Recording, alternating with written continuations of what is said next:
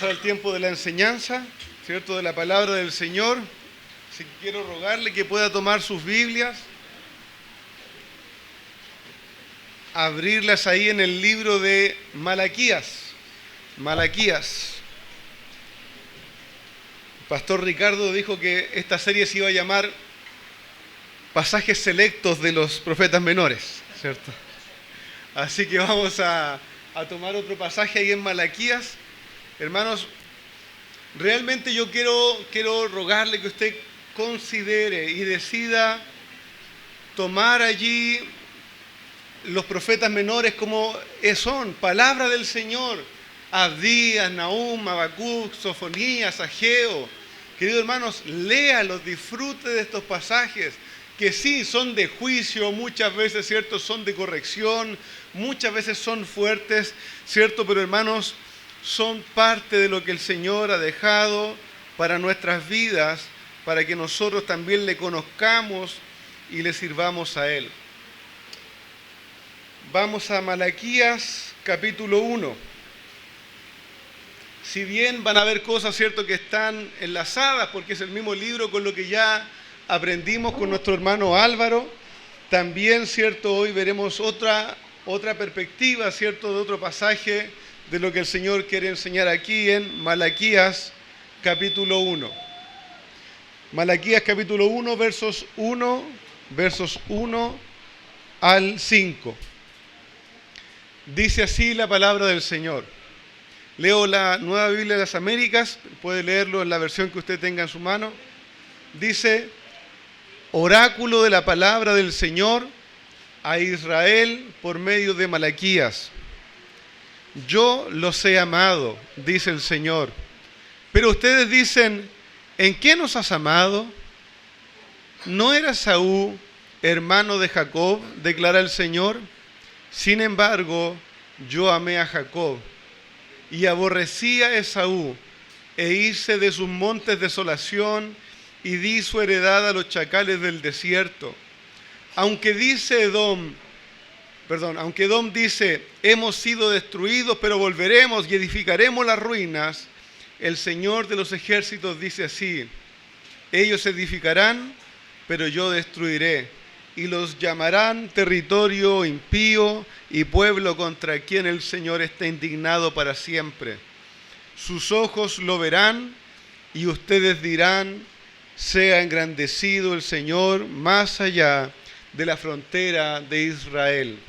Oremos.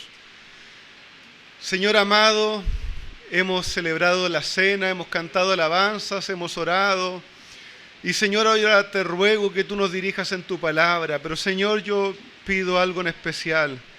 Enternece nuestros corazones, Señor, por tu palabra. Padre, ayúdanos. Líbranos, Señor, del fastidio carnal, Padre celestial, de estar aburridos y de estar, Señor, fríos delante de tu palabra. Oh Señor, haznos sentir aquel calor, haznos, Señor, vibrar por tu palabra, recibir la exhortación, recibir el consuelo, recibir la edificación. Oh Padre, obra en medio de nosotros, Señor. Ayúdanos, Señor, fortalécenos, Señor, danos aquella convicción de que tú hablas por medio de tu palabra, y guíanos, Señor, a la verdad. Oramos por Cristo nuestro Salvador. Amén. Amén. Hermano Boris, ¿podría ayudarme con los ventiladores, por favor?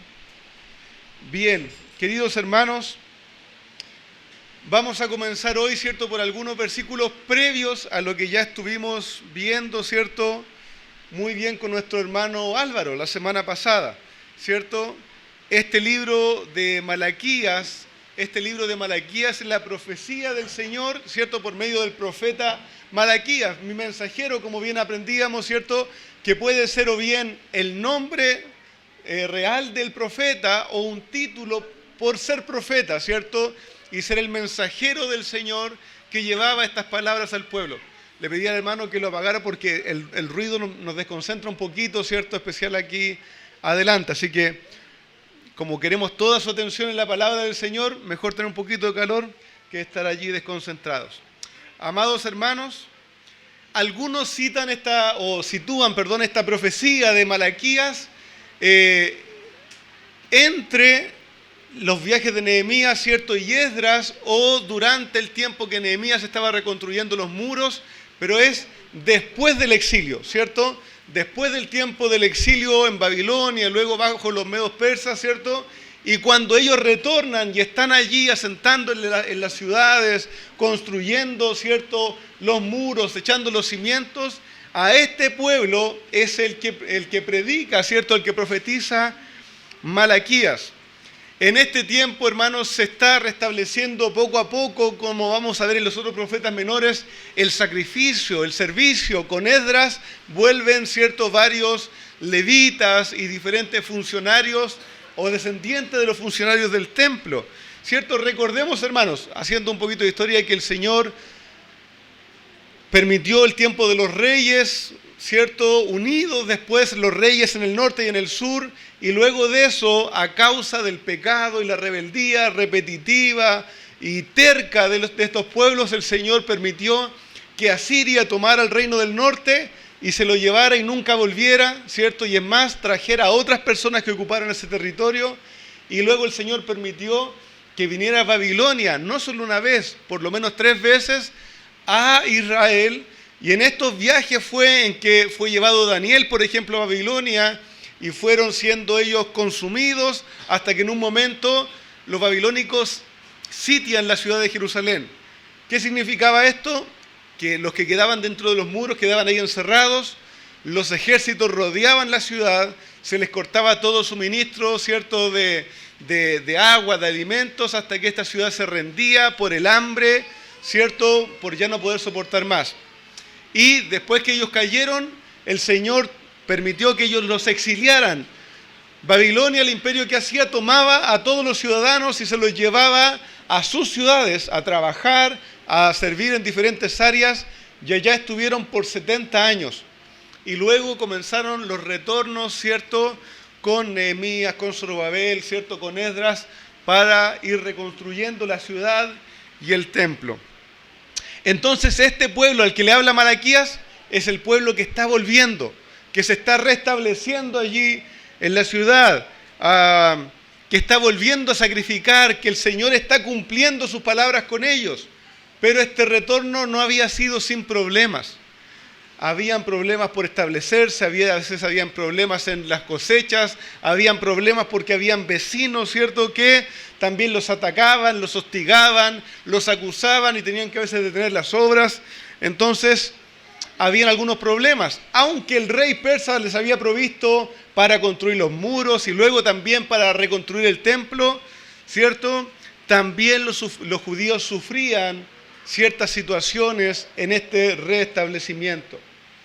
Queridos hermanos, entonces, poco a poco la vida iba tomando cierta normalidad, no exenta, ¿cierto?, de problemas, como todas nuestras vidas, pero iban retomando su normalidad. Ellos estaban reconstruyendo sus casas, nos enseña Ageo, ¿cierto? Dice que los judíos en un momento decían, no, es que no es tiempo de reconstruir el templo, no es tiempo de volver a sacrificar, pero Ageo les dice, cierto, pero es tiempo de que ustedes adornen sus casas, y es tiempo de que ustedes construyan casas grandes y las decoren, ¿cierto?, casas artesonadas con madera, pero tiempo de adorar al Señor no es, ¿cierto? Y por eso el Señor les dice, por eso cosechan y no disfrutan de esa cosecha, cosechan como con un saco roto, ¿cierto? No llegan a disfrutar de aquello que están teniendo. Queridos hermanos, este pueblo de Israel de este tiempo, y en esto tomen mucha atención, hermanos, no estaba luchando grandemente con la idolatría, ya no luchaba como el pueblo que fue llevado a causa de la idolatría, a causa de que quemaban a sus hijos para los ídolos, a causa de que sacrificaban y que, ¿cierto?, cometían actos inmorales bajo los árboles en adoración a otros dioses. El pueblo que vuelve del exilio ya no es así. Pero, ¿con qué lucha este pueblo? Este pueblo va a luchar con algo que es común a nosotros. Y por eso le ruego que tome tanta atención. Este pueblo va a luchar con la religiosidad fría, con vivir una religión de costumbre, con la frialdad espiritual, ¿cierto? Como veíamos la semana pasada, el pueblo decía, qué fastidio. qué fastidio es traer ciertos sacrificios, hacer estas cosas. El libro nos da la idea de que el pueblo y especialmente los sacerdotes estaban en una condición espiritual muy decadente. La religiosidad, hermanos, la religiosidad, que es esta idea de hacerlo porque hay que hacerlo, porque es parte de mi cultura. Voy, vengo, adoro, canto, vuelvo.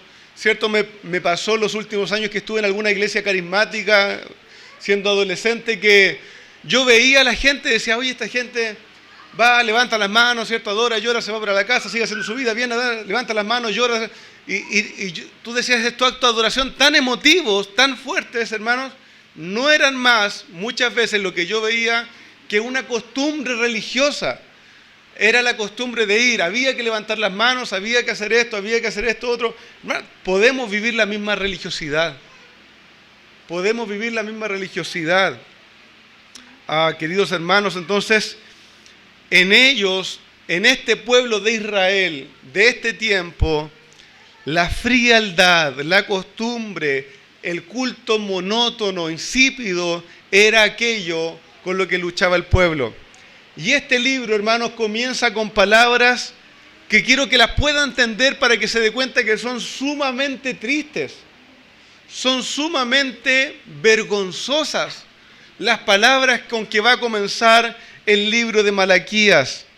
Esta generación, hermanos, se había hecho la idea de que Dios no los amaba.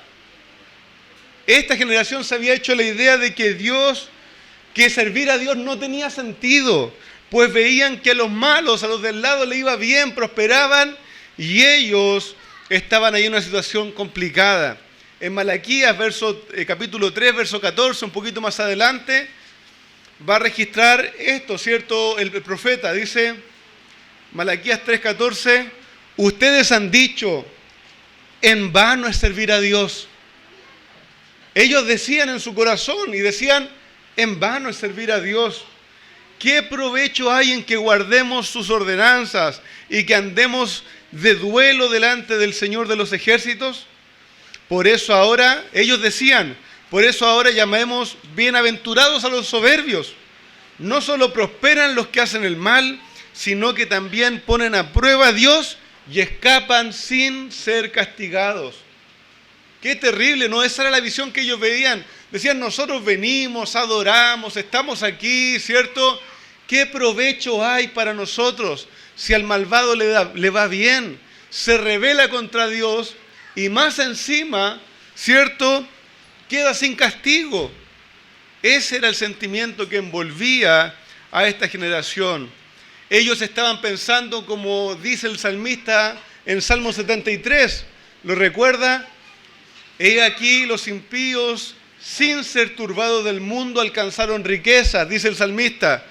Verdaderamente, él había pensado, verdaderamente en vano he limpiado mi corazón y lavado mis manos en inocencia, pues yo he sido azotado todo el día y castigado todas las mañanas. Hermanos, ese es el corazón al que muchas veces caemos nosotros mismos, y que este pueblo estaba allí. Oye, parece que no tiene ningún sentido la adoración a Dios. Así que el pueblo, aun cuando Dios lo había restablecido en la tierra y había restablecido el culto y la adoración, tenían un corazón que estaba sumamente frío, con falta de gratitud, lejos de una actitud correcta hacia el Señor.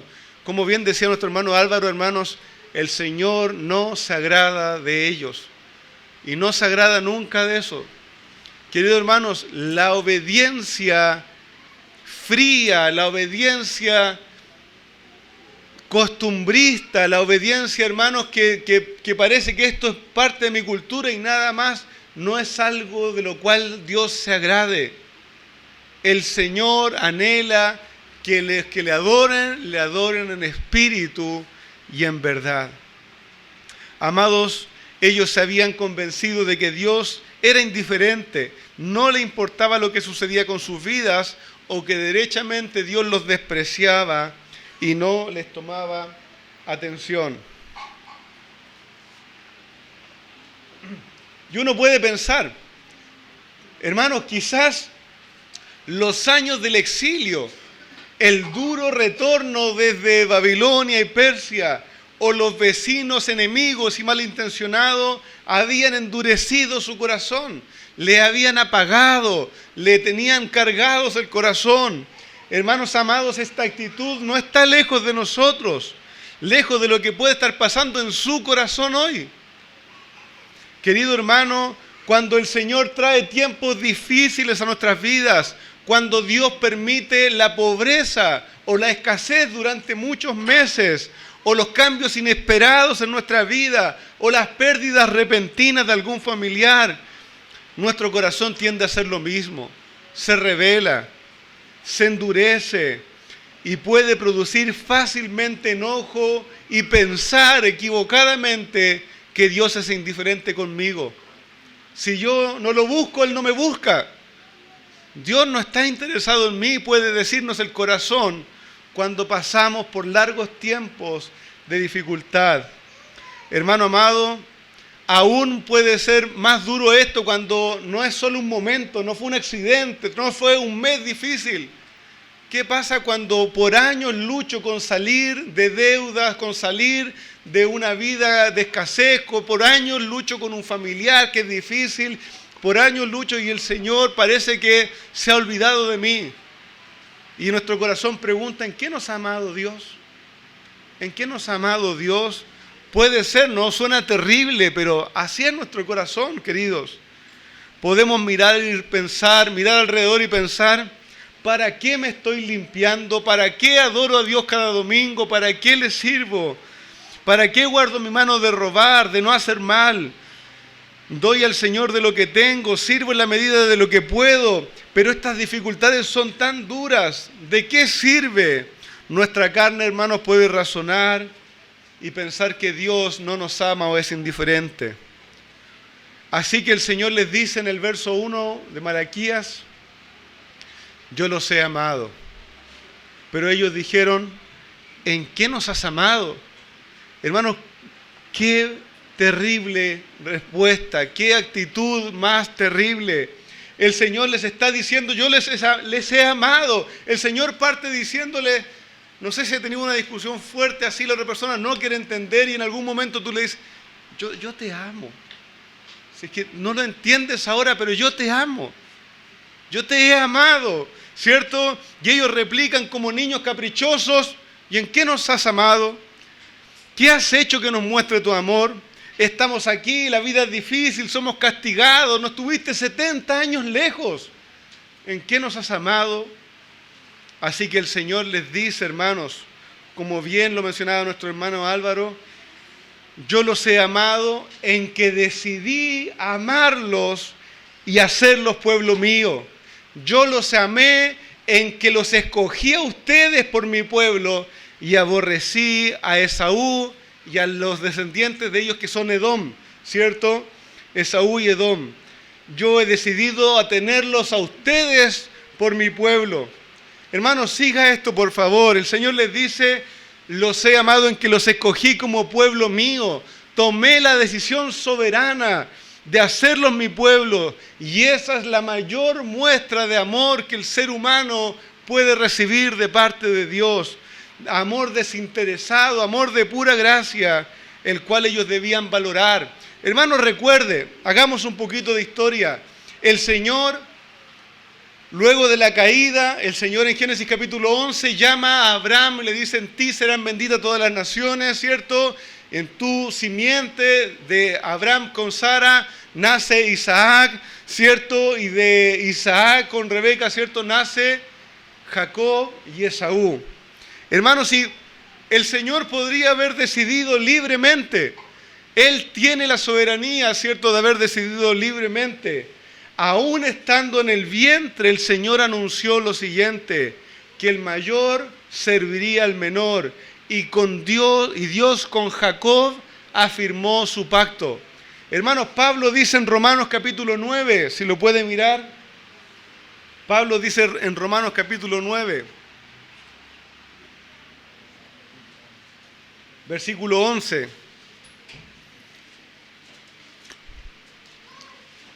Romanos 9:11 dice, porque cuando aún los mellizos no habían nacido y no habían hecho nada, ni bueno ni malo, para que el propósito de Dios, conforme a su elección, permaneciera, no por obras, sino por aquel que llama, se le dijo a Rebeca, el mayor servirá al menor, tal como está escrito, citando Malaquías, a Jacob amé, pero a Esaú aborrecí.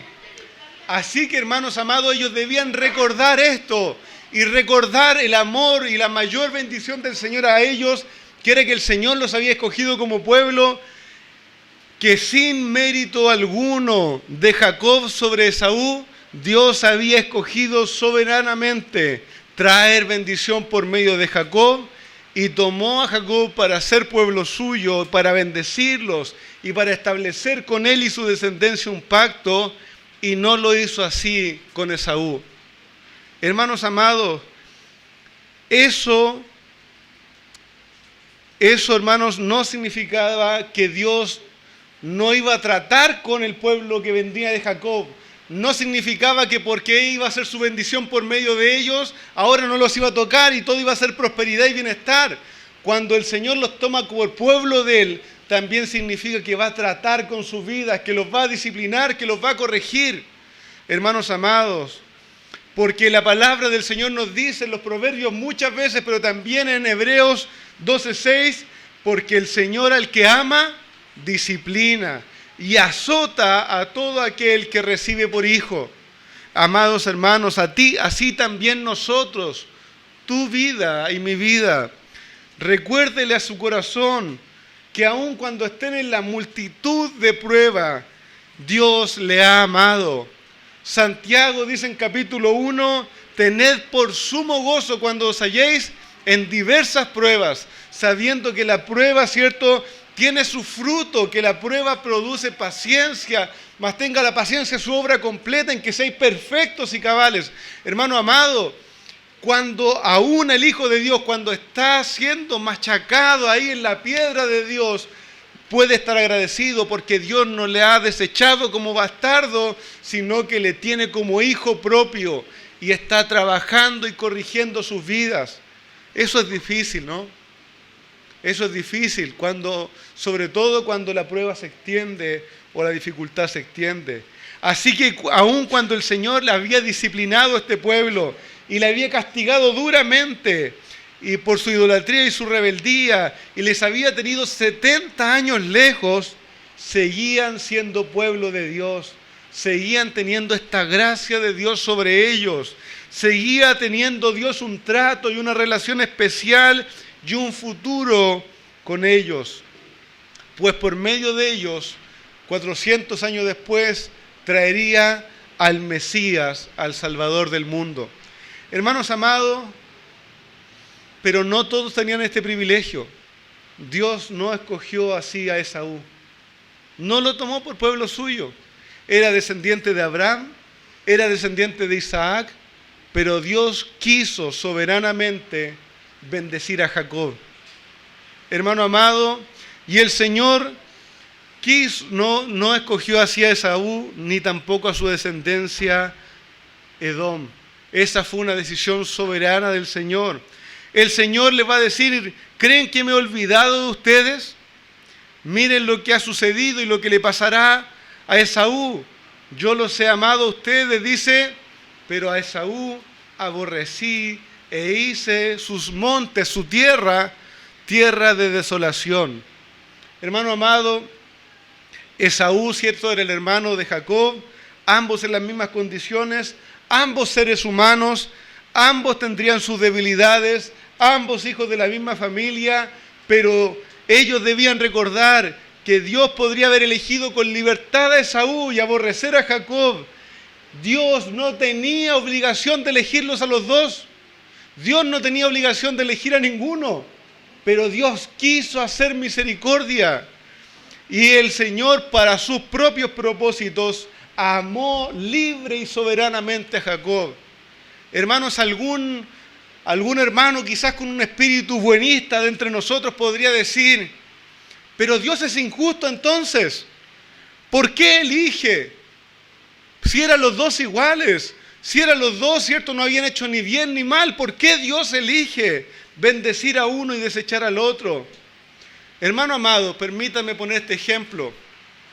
Si yo voy al mercado, a la feria, ¿cierto? Y entre dos manzanas igualmente buenas, elijo una para tomarla, comprarla para mí y comerla, y no elijo las dos, ¿estoy siendo injusto en eso? ¿Hay injusticia en mi elección de a cuál comprar y cuál dejar ahí?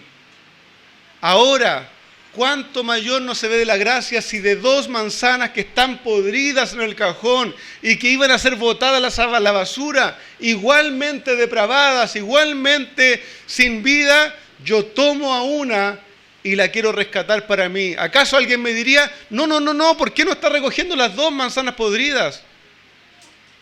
Es mi decisión soberana. Es mi deseo de amar a esa que no tenía ninguna característica por sobre las demás que no tenían ninguna característica. Hermanos, ¿y esa manzana escogida debiera alegrarse? ¿Podría alegrarse si le diéramos vida? Estaría eternamente gozosa. Sea que se haga puré con ella, se coma mordiscos, hermanos, estaría gozosa porque no fue dejada a su perdición. Queridos hermanos, ¿acaso el barro le va a decir al alfarero, ¿qué haces? ¿Por qué me estás haciendo un plato y no un vaso? ¿Acaso el barro va a decirle así contra el alfarero? Vamos por favor a Romanos capítulo 9.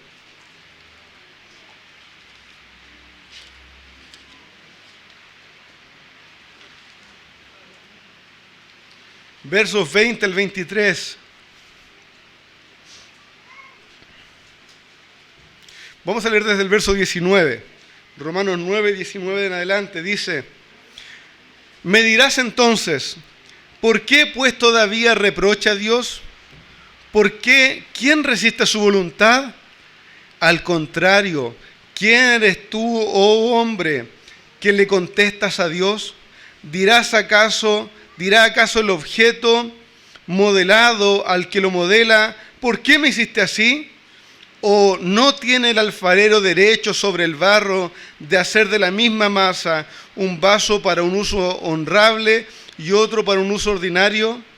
¿Y qué si Dios, aunque dispuesto a demostrar su ira y hacer notorio su poder, soportó con mucha paciencia los vasos de ira preparados para destrucción? Amados hermanos, Dios tiene la soberanía y la autoridad. Y nosotros no somos nadie para contender con Él, sino que nosotros, que hemos sido por su pura gracia y misericordia tenido por objetos de su salvación y de su propósito, nos gozamos en el Señor. Nos gozamos en el Señor, amén. Amén. Vamos, hermanos. Hermanos queridos, nos gozamos en el Señor. El Señor tenía un propósito con su pueblo, y aunque trabajado y disciplinado estaba allí de vuelta, aún en medio de las dificultades, era el propósito del Señor el que les había preservado. Hermanos, usted no sé si sabe, pero hoy día nosotros hablamos del imperio asirio, ¿cierto? Y su grandeza y las cosas que sucedieron. Hace cerca de 100 años el imperio asirio solo existía, hermanos, en las páginas de la Biblia. No había sido encontrada Nínive, no había rastro de este gran imperio. No había rastro, había desaparecido su memoria de sobre la tierra. Hermanos, pero porque Dios quiso, tenía a su pueblo aquí de vuelta. Dios podría haber permitido que este pueblo fuera desaparecido. Era un pueblo pequeño, débil, no eran guerreros, no eran buenos construyendo armas. Era un pueblo, hermanos, que solo perseveraba para mostrarle la gloria y el poder de Dios. Pero el Señor lo tenía allí de vuelta, luego de 70 años lejos de su tierra, y era para mostrar su poder y que no quedaran en el olvido como otros pueblos con los cuales Dios no hizo pacto. Hermanos amados, el Señor les va a decir, pero miren lo que va a suceder y lo que ha sucedido con Edom. El pueblo de Saúl, Edom, llegó a ser un gran pueblo también, no era un pueblo pequeño, llegó a ser un gran pueblo, un pueblo poderoso que se desarrolló al sureste de Israel. se estableció y fue poderoso. Algunos dicen que la ciudad de Petra, esta ciudad construida, ¿cierto?, en murallas de roca, era parte del dominio de Edom, ¿cierto? Y muchas veces se pusieron del lado de los enemigos de Israel para burlarse de ellos mientras se destruía y se azotaba a Israel. Hermanos, si puede, vaya a Abdías, capítulo 1, ¿cierto? En su capítulo, versículo 10 en adelante.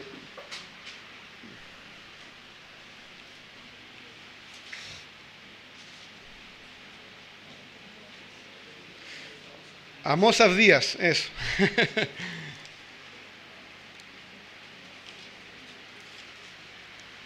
Capítulo, bueno, su único capítulo, del versículo 10 en adelante. Y aquí el Señor le habla a Edom, ¿cierto?, hijos de Saúl.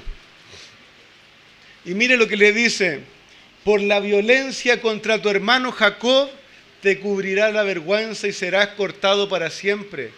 El día que te pusiste a un lado, el día en que extraños se llevaron su riqueza y extranjeros entraban por sus puertas y sobre Jerusalén echaban suertes, tú eras como uno de ellos.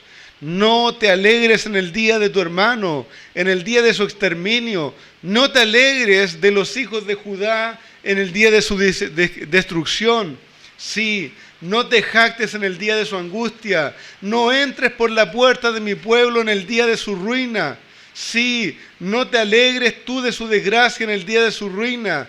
No te apoderes de sus riquezas en el día de su ruina. No aceches en las encrucijadas para exterminar a los fugitivos. No entregues a sus sobrevivientes en el día de su angustia, porque se acerca el día del Señor sobre todas las naciones. Como tú has hecho, te será hecho, y tus acciones recaerán sobre tu cabeza. Hermanos, así fue Edom. Cuando perseguían a Israel y cuando ellos escapaban por los caminos, nos dice la Escritura que los edomitas salieron y persiguieron al que escapaba y tomaron por prisionero a aquel que había escapado de la ciudad para entregarlo a sus captores. Hermanos, así que el Señor prometió juzgar a Esaú y así lo hizo. Los mismos enemigos que tomaron Israel luego fueron tras ese pueblo y lo destruyeron. Saquearon sus ciudades y los exiliaron. Dios hizo justicia entre su pueblo y aquellos que se reían de ellos. El Señor le dice ahora a Jacob, a Israel, le dice: vean a los que eran sus enemigos, hice sus montes desolación, di su heredad a los chacales. O sea, dice, sus herencias las tomaron los chacales para vivir, animales inmundos, esos son sus ciudades. El Señor les dice: vean a sus enemigos. También, como el salmista en el Salmo 73, reflexiona y luego ve cuál es el fin de los malvados. Salmo 73, 17 dice: hasta que entrando en el santuario de Dios, comprendí el fin de ellos. Ciertamente los has puesto en deslizadero, en asolamiento los harás caer. ¿Cómo han sido asolados de repente? Perecieron y se consumieron de terrores. Hermanos amados, así sucedió con Edom. Y no solo eso, sino que ellos nunca más se levantarían. Los que habían quedado de ese pueblo anunciaban con ira, ¿cierto? El verso 4 de Malaquías 1. Hemos sido destruidos, decían ellos, pero volveremos y reedificaremos las ruinas.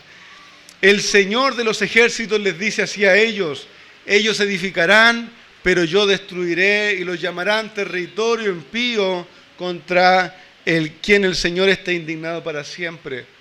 Hermanos amados, cuando usted vea al soberbio que prospera, cuando usted vea al soberbio que se enorgullece y que dice: me voy a levantar de nuevo de esta, sin tu Dios, y que se aleja y que se revela, amado hermano, aunque el impío se revele y cree que puede cambiar o torcer los planes del Señor, no podrá contradecir nada de lo que el Señor ha establecido. Dios ha decretado sobre ellos su destrucción, su castigo, y así el Señor los juzgará para siempre. Aunque vean la prosperidad pasajera del impío en este mundo, recuerda que el Señor ha establecido un día en el que los hombres serán juzgados delante de Él. Hermano amado, ¿sabe qué sucedió con Edom? Exactamente lo que el Señor dijo. Allí quedaron, un pueblo destruido, que si no fuera de nuevo por la arqueología no tendríamos memoria de ellos, ¿cierto? Y que solo aparecerían en las páginas bíblicas, y sus ciudades fueron arrasadas, y hoy no hay descendiente que dé testimonio de ellos. Hermanos amados, no fue así con el pueblo del Señor. No fue así con aquellos que el Señor había tomado para sí mismo. Ellos, al pasar por las décadas de disciplina y trato duro, podían haber pensado: Dios no nos ama, pero la mano del Señor no los había abandonado.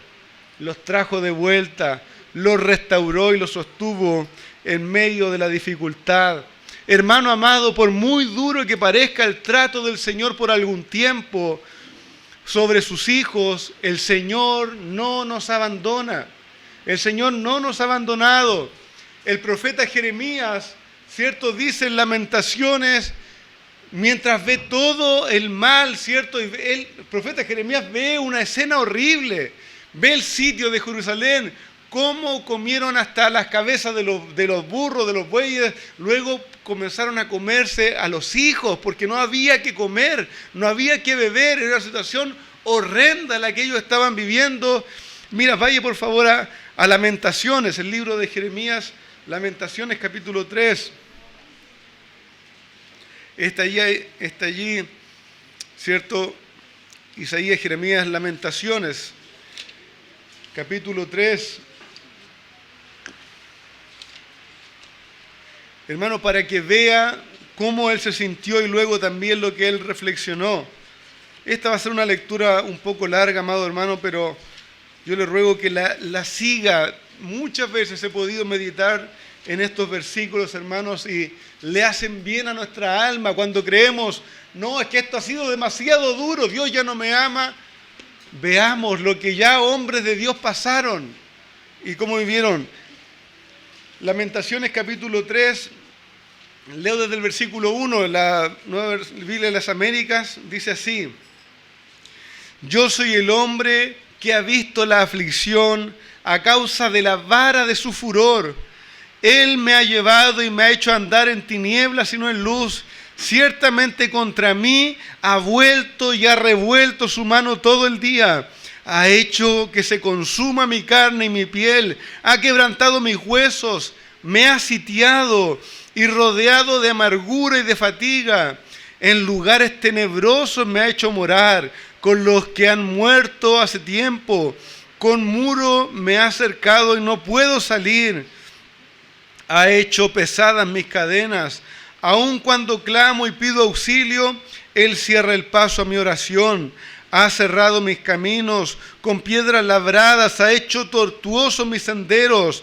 Él es para mí como oso en acecho, como león en lugares ocultos. Ha desviado mis caminos y me ha destrozado, me ha dejado desolado. Ha entensado su arco y me ha puesto como blanco de la flecha. Hizo que penetren en mis entrañas las flechas de su aljaba. He venido a ser objeto de la burla de todo mi pueblo. Su canción todo el día. Él me ha llenado de amargura y me ha embriagado con ajenjo. Ha quebrantado con guijarro mis dientes. Ha hecho que me revuelque en el polvo. Mi alma ha sido privada de la paz. He olvidado la felicidad. Digo pues, se acabaron las fuerzas y mi esperanza que venía del Señor. Acuérdate de mi aflicción y de mi vagar, del ajenjo y de la amargura. Ciertamente mi alma lo recuerda y se abate mi alma dentro de mí. Hermano amado, qué palabras con más tristeza, con más dolor, ¿no? Lo que él estaba pasando era tremendamente amargo. Él decía: Señor, parece que yo soy el objeto de todos tus castigos. Es tan terrible mi aflicción. Señor, ¿te has olvidado de mí quizás? ¿Ya no tienes propósito con mi vida? Hermanos, aunque la disciplina del Señor sea terrible y dolorosa y desesperante y desesperanzadora, como flechas que se clavan sobre nosotros, Él había pasado hambres, insultos, abandonos, cárcel, vergüenza, desprecio. Mire lo que dice luego en el verso 21. Para que tomemos enseñanza de esto, amados.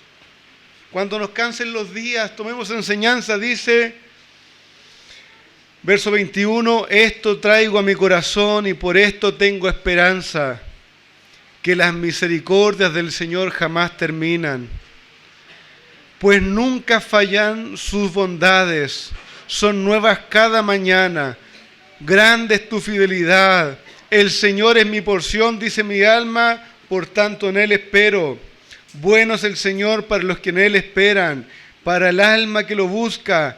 Mira lo que dice, bueno es esperar en silencio la salvación del Señor. Bueno es para el hombre llevar el yugo desde en su juventud, que se siente solo y en silencio, ya que el Señor se lo ha impuesto, que ponga su boca en el polvo, que ponga su boca en el polvo. Quizás haya esperanza. Hija, ¿me puedes pasar el cargador, por favor, que está ahí? Hermanos amados, esto es lo que tiene que hacer el pueblo del Señor cuando se acuerda, cuando se ve en medio del dolor y de la oscuridad y del cansancio y de la injusticia y parece que el Señor no está, y parece que el Señor no está obrando. Amado hermano, recuerde, es el Señor quien se lo impuso. Si somos pueblo de Él, el Señor está con nosotros. El Señor no nos ha abandonado, el Señor no nos ha despreciado, Él nos ha tomado por pueblo suyo y tiene propósito, ¿cierto?, para nuestras vidas. Denme un segundo. Así que el Señor les dice a su pueblo, yo los he amado, yo los escogí, yo tengo un propósito con ustedes. Amado hermano, cuando ustedes vean que ustedes no son como el pueblo al que yo he desechado, sino que con ustedes tengo propósito eterno en esta vida y en la futura, ustedes van a ver a los demás que van a pasar, que se van a acabar cuando Dios ejerza su juicio y van a decir, como dice el versículo 5 de Malaquías 1, engrandecido sea el Señor más allá de la frontera de Israel. Va a haber un momento, hermanos, en que el pueblo de Dios va a ver el juicio final del Señor y va a ver que estamos a salvo. Y no está a salvo todo el mundo, sino solo sobre aquellos que el Señor ha querido tomar. Y vamos a poder decir, engrandecido sea el Señor. Engrandecido sea el Señor más allá de nuestras fronteras. Hermanos amados, cuando ellos se dieran cuenta iban a mirar y ya no iba a estar Esaú, ya no iba a estar Edom. ¿Dónde fue? ¿Dónde se fue el que parecía más fuerte que yo, el que prosperaba en este mundo? ¿Dónde ha quedado? Hermanos, ha pasado el olvido, ha quedado en condenación y nosotros podremos decir engrandecido sea el Señor. Hermanos, con esto voy a ir concluyendo. Amados hermanos, el Señor nos ayude a aprender de estas enseñanzas. Quizás usted está pasando por diferentes dificultades, dolores, hay problemas en la familia que pueden desalentarlos. Hermanos, quizás que están enfrentando largas enfermedades dolorosas que pueden hacer que nos cubra un manto, hermanos, de dureza, de insensibilidad, incluso de un enojo contra el Señor. Quizás, hermanos, aunque te esfuerzas y has sido ordenado, aún sigues con problemas para sostener tu hogar. Quizás luchas, hermanos, con por qué el Señor me tiene soltero o por qué el Señor me permitió este matrimonio. Hermanos, quizás tu corazón se ha enfriado y se ha enojado contra el Señor y estás vuelto indiferente y has dicho, en vano he limpiado mis manos. En vano estoy sirviendo al Señor. En vano es guardar el día del Señor cada semana. Pero recuerda, amados hermanos, la disciplina y el trato del Señor no es lo mismo que el Señor te haya dejado. El Señor, si eres su hijo, te ha dicho, yo te he amado. Yo te he amado. Aunque este trato sea duro, yo te he amado. El Señor te ha amado. Si eres un hijo del Señor, hermanos, dile eso a tu corazón, quizás que se ha puesto rebelde. El Señor dice, yo te escogí, yo te tomé de las naciones sin que tuvieras ninguna razón para ser escogido, porque no hay nada en nosotros. Y te hice despertar y te hice entender y te volví a mí para que creyeras, yo te he amado. Podría haberte dejado con todos los pueblos de la tierra, pero el Señor te ha llamado para ser un pueblo para Él. Y esa es la mayor muestra de amor y de gracia que el Señor te pueda dar. Los que hemos creído en el Señor podemos decir con toda confianza, como el apóstol Pablo: bendito sea el Dios y Padre de nuestro Señor Jesucristo, que nos bendijo con toda bendición espiritual en los lugares celestiales en Cristo, según nos escogió en Él antes de la fundación del mundo, para que fuésemos santos y sin mancha delante de Él en amor, habiéndonos predestinado para ser adoptados hijos suyos por medio de Jesucristo, según el puro afecto de su voluntad. Hermano amado, nosotros somos ese Jacob del Señor, nosotros somos ese pueblo escogido del Señor, amados en Cristo, en nuestro Señor. El Señor te dice: te he amado. Hermano amado, recuerda que el Señor te ha escogido. Usted dice: pero que no me acuerdo que el Señor me haya escogido. Bueno, ¿te has arrepentido? ¿Has creído en el Señor? ¿Has creído en el Señor? ¿Te volviste al Señor un día? Ciertamente eso es porque el Señor, desde antes de la fundación del mundo, había tenido misericordia de ti y de tu alma. Y te ha traído, ya demarcado el camino para que llegaras a sus pies.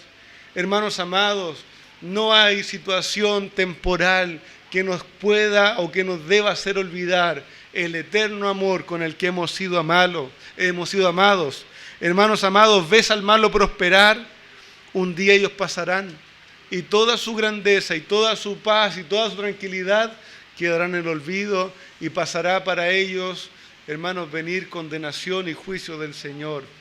Pero el día que el Rey venga, hermanos, nosotros permaneceremos por la gracia del Señor. Hermanos, así que en medio de la dificultad y del dolor, recuérdale a tu alma: yo te he amado, dice el Señor. Hermano amado, yo te he amado. Glorifica al Señor por eso, alégrate por eso. Hermano, gózate en el Señor nos ha amado y tenemos esta gran bondad del Señor. Y tú dices: y el trato duro y la disciplina y los años malos, el Señor te ha amado y el Señor te ha tratado y el Señor te ha castigado duramente, pero es por amor de su nombre, para preparar un pueblo santo para Él, rico en buenas obras, que glorifique su nombre en medio del mundo.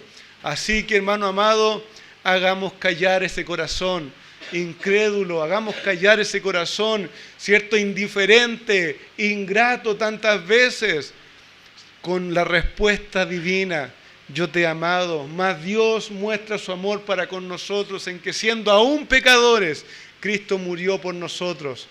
Hermanos, como cierto, se dice muchas veces esta frase: si tenemos al Señor, lo tenemos todo. Y Él nos ha amado. Él nos ha amado. Recuerda eso y que traiga gozo a su corazón, no solo este día, sino que cada día de nuestra vida cristiana. No que nosotros lo hayamos amado a Él, sino que Él nos amó primero y dio su vida por nosotros. Amén. Vamos a orar. Señor amado, gracias, Señor, por este día. Gracias por tu amor. Gracias por tu misericordia.